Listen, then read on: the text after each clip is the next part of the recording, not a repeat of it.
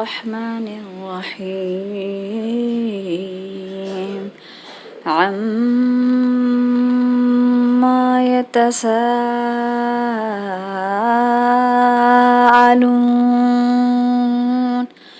عن النبأ العظيم الذي هم فيه مختلفون كلا سيعلمون ثم كلا سيعلمون ألم نجعل الأرض مهادا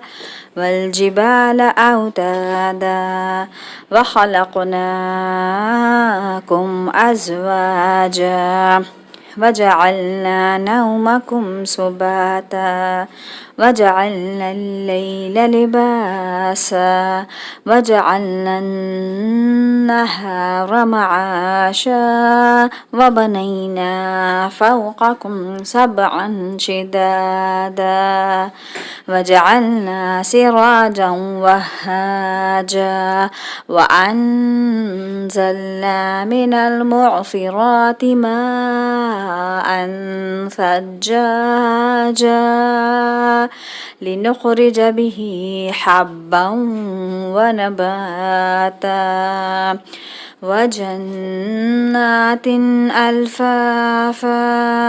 إن يوم الفصل كان ميقاتا يوم ينفخ في الصور فتأتون أفواجا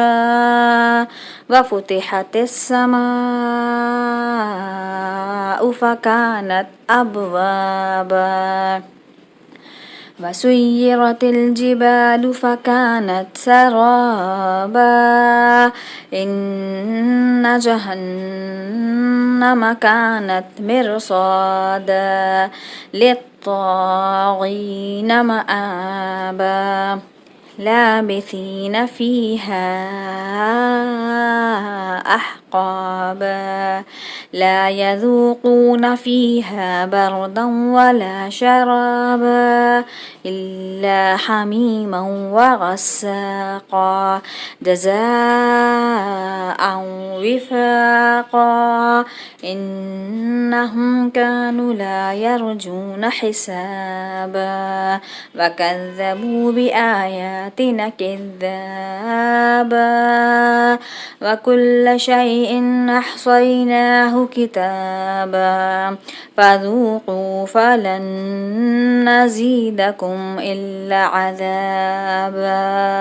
إن للمتقين مفازا حدائق وأعنابا وكواعب أترابا وكأسا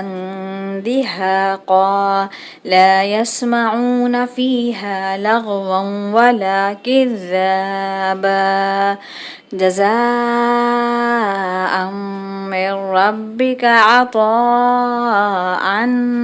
حسابا رب السماوات والأرض وما بينهما الرحمن لا يملكون منه خطابا يوم يقوم الروح والملائكة صفا لا يتكلمون إلا من أذن له الرحمن وقال صوابا ذلك اليوم الحق فمن شاء اتخذ إلى ربه مآبا إنا أنذرناكم عذابا قريبا يوم ينظر المرء ما قدمت يداه ويقول الكافر يا ليتني كنت ترابا